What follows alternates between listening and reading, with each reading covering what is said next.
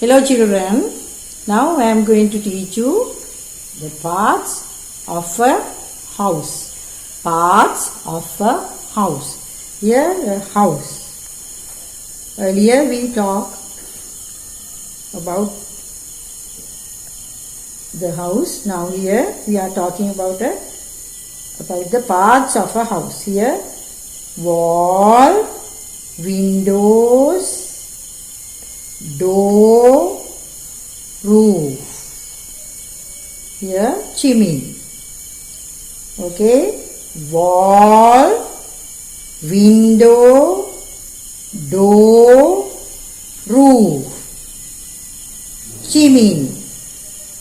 Again we will read wall, window, door, roof, chimney. Now those are the parts of a house. Okay, thank you for listening children.